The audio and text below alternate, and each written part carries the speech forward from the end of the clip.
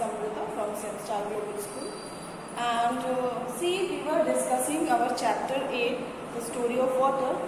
In that chapter, we have already discussed these 3 points, like sources of water in the past. What were the sources of water in the past? They were lake, johar, well, and step well. See, johar, it was a man-made and well. Step well. These 3 were the man-made sources of water, but the lake was a natural source of water. Then we have discussed natural sources of water like rivers. These are the continuing running water that is made from melting of glaciers like Ganga, Yamuna. They are getting water from melting of ice.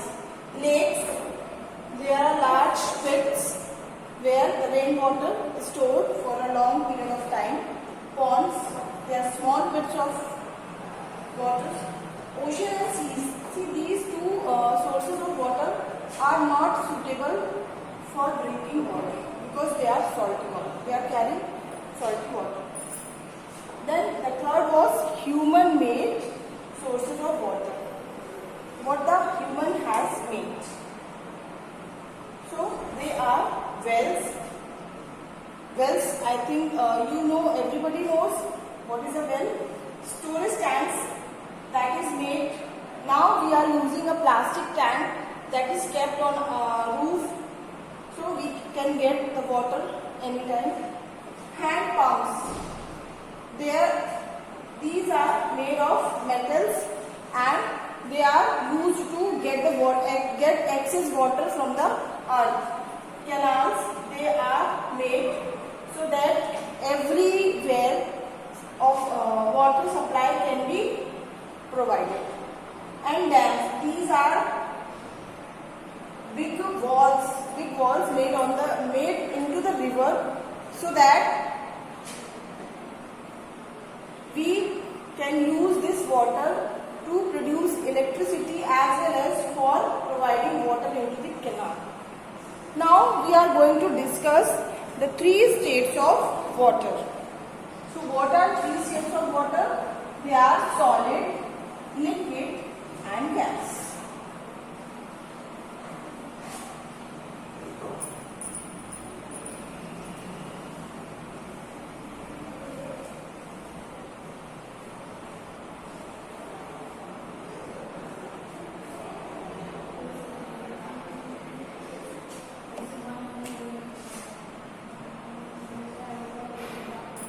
States of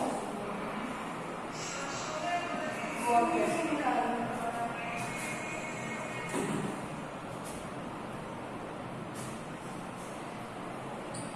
Solid, liquid and gas.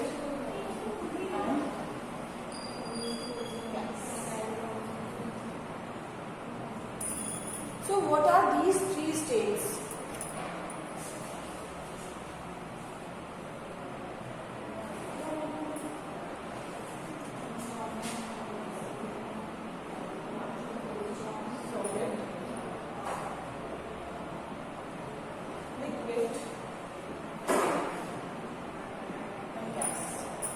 What are these 3 states? They are like your ice. This is a solid state of water. Ice. Liquid. Water. And gas. Vapor. So these are the 3 states of water that is reversible from one to another. And see here in this picture you can see this is the solid state of water. When we provide some temperature to this, it will convert into liquid. That is our water.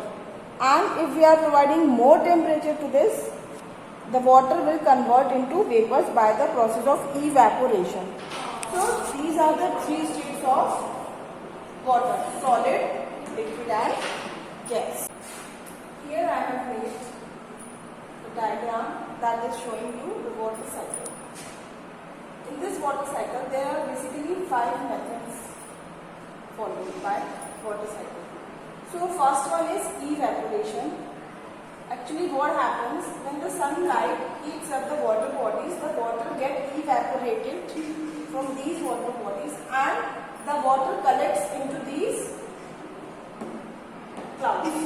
And here it is collected and converted into teeny droplets. Tiny droplets. So by the process of precipitation, it again given to the earth, and when these evaporated vapors come into contact with the clouds and they converted into tiny droplets, then this process is called condensation. So water is heated by the sunlight and converted into vapors. This process is known as evaporation. Thereafter, the vapors are collected and converted into tiny droplets. Then it will call condensation. And these tiny droplets are collected into formation of a cloud. So the vapors are converted into tiny droplets and by collecting together they are forming a cloud. Now as these droplets are collected into clouds and this cloud will become heavier, so just because of the presence of thousands of droplets it becomes heavier. Then this results into rain. So the water again given to earth. So here the water level arises. The earth as a rain, it is called a precipitation. See here you can see the droplets are fallen on the earth as a rain. So this process is called precipitation. How many methods we have done here? Evaporation, that means by this sunlight the water bodies get heated up, and after that the vapors are rising up, so they are collecting into this cloud. So here the clouds are collecting thousands of tiny droplets. Then this process is called condensation. By the condensation, now the clouds become heavier and as a result they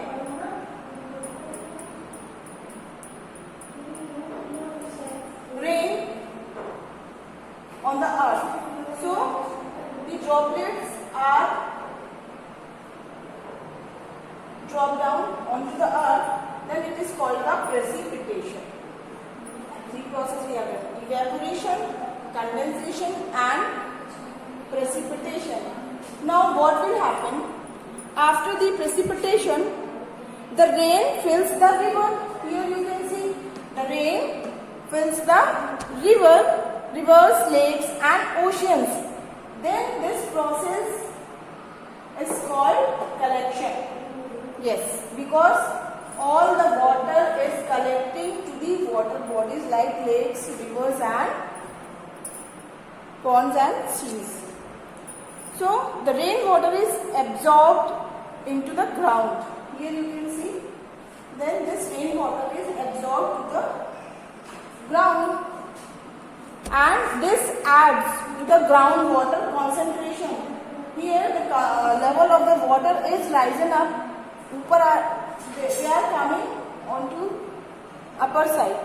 So this process then called infiltration. So here we have discussed all the 5 methods. It starts with evaporation, then condensation, precipitation, collection and infiltration. So I hope now you can explain this water cycle to anybody. What actually happens in this water cycle? The water bodies get heats up, and the vapors are rising up.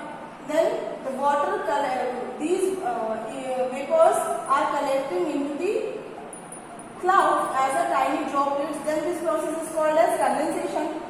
When the cloud will become heavier, so it will drop down as a rain. Then this process will be called precipitation. After precipitation, just because of this rain, all water bodies get more and more water, and they are collecting water. Then this is called a collection.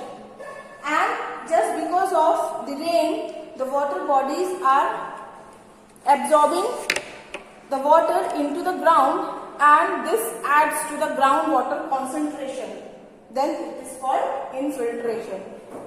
So do practice for this diagram. You have to draw at least 3 times so that you can learn all these things. It is very simple. You have to start from evaporation and end it with infiltration. And there are some question and answer I have given to you. So learn them and read the book thoroughly so that you can answer each and every question that is going to be asked in your assessment to test 1. Thank you.